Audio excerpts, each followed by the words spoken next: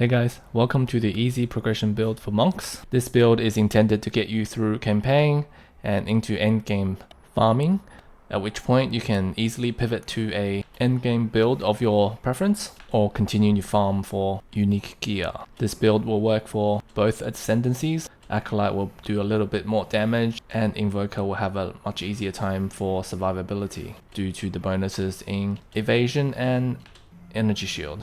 The main benefits of this build are: 1. It's super easy to play. As you can see, I only have 4 active skills, so not a lot of different buttons to press and it's easy to get into the rhythm. And 2, it is very budget friendly. You could probably build this with anywhere from 50 to 100 Exalted orbs. It does not rely on any unique pieces and most parts you can get from grinding through the game yourself. Okay, let's start. At the time of this video, I'm running about 4.7k energy shield with 85% evasion.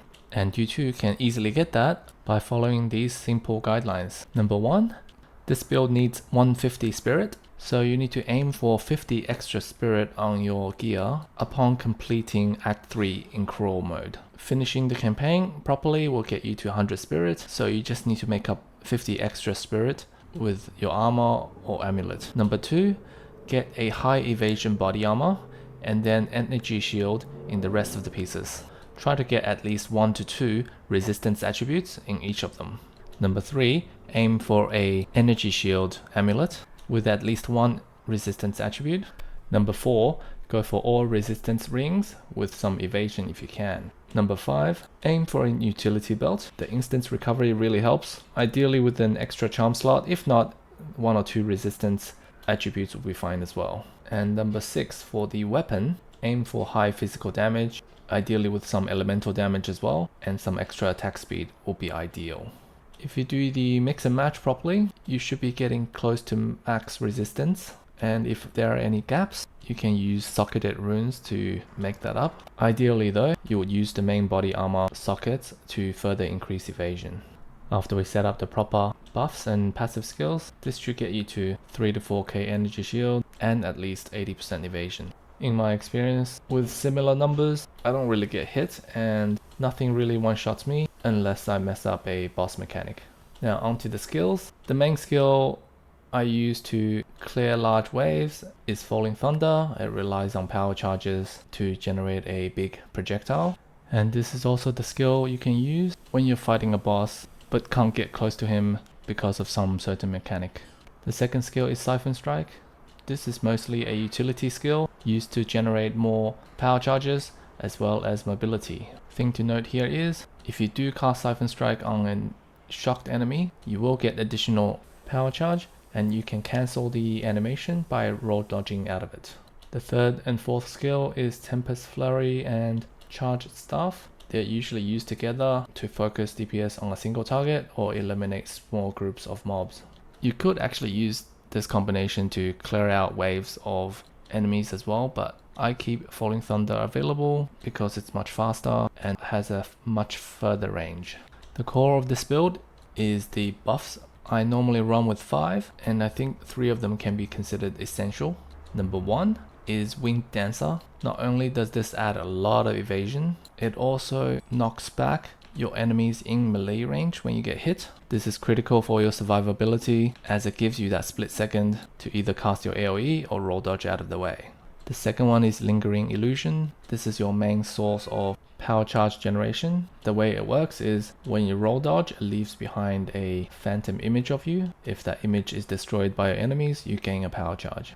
In some of my videos, you'll see me just rolling continuously. On the one hand, I'm trying to avoid damage. On the other hand, I could be just trying to accumulate power charges.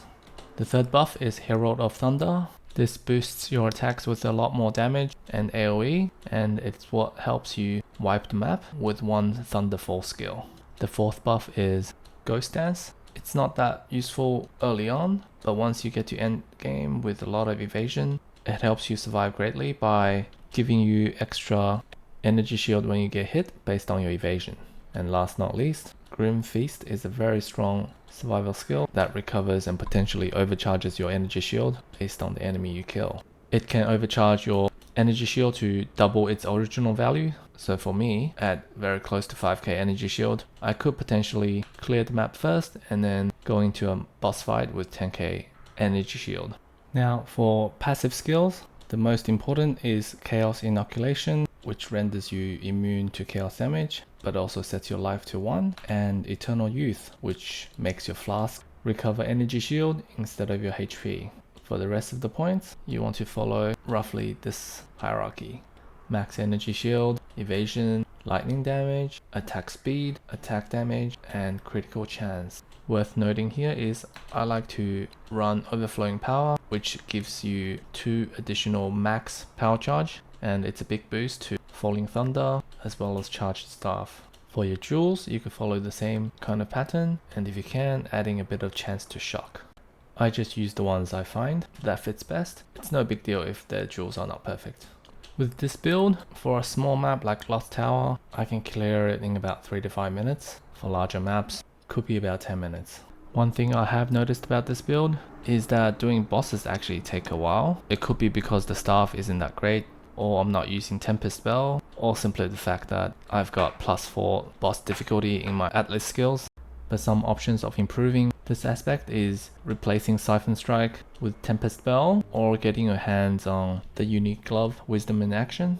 The only thing is it doesn't usually come with much resistance, so the rest of your gear needs to compensate for it. I'll try it out at some point and update the video. Thanks for watching. If this has helped you, please like and subscribe. Any questions or feedback, please leave a comment. More POE2 content in my channel.